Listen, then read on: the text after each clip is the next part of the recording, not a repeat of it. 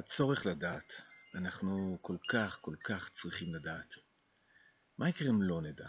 מה יקרה אם נסכים לא לדעת? זה קשה, אבל אני רוצה להציע שזאת ההזמנה, אחת ההזמנות של פרשת השבוע, פרשת פנחס.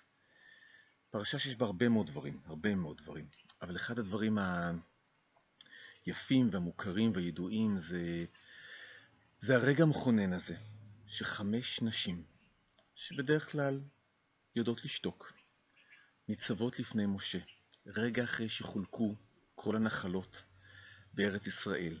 כל שבט יודע להיכן הוא הולך, להגיע לרשת. חמש נשים שאבא שלהם נפטר, אולי אפילו זה מכבר. איש צדיק, והן פונות אל משה ואומרות לו, אנחנו יודעות שלא מקובל שנשים תירשנה, הירושה עוברת מאב לבן, אבל לאבא שלנו לא היו בנים. אנחנו חמש בנותיו, ואם אנחנו לא נירש אותו, הוא לא תהיה לו נחלה בארץ ישראל. אנחנו מבקשות לרשת אותו. משה מביט בהן, ומשה לא יודע מה לענות. עכשיו, למשה היו שלוש אפשרויות, לפחות, מן הסתם אפילו יותר. אפשרות אחת להגיד, בשום פנים ואופן, לא ככה אנחנו נוהגים, לא זה מה שאנחנו עושים. זאת אפשרות אחת. אפשרות שנייה, לבוא ולומר, תנו לי לחשוב על זה, אני אתן לכם תשובה. אפשרות שלישית, זה להכיר בזה שהוא באמת לא יודע, הוא לא יודע. ובאי הידיעה הזאת מופיעה התשובה, תשובה אלוהית.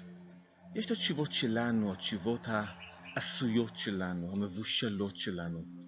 המוח שלנו הוא קצת כמו גוגל. אם אנחנו נשאל את המוח שלנו שאלה, הוא ימצא תשובה.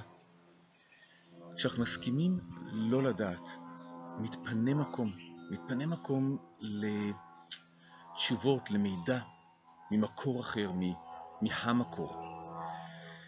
וזה מה שמשה עושה, והקדוש ברוך הוא עונה לו, מופיע בפניו ואומר לו, הן צודקות, למרות שזה לא מקובל, למרות שאין לך כבר את הדאטה הזה במוח שלך, לא בתרבות ולא בחברה, זו התשובה.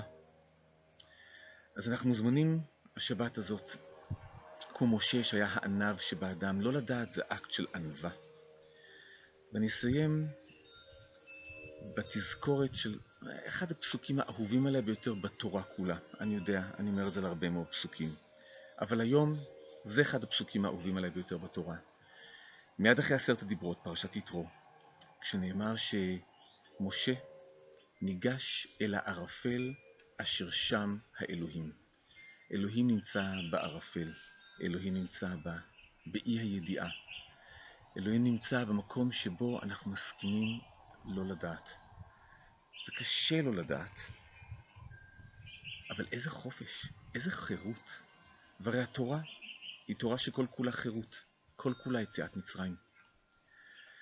ששבת שלום ורשות גדולה, פנימית.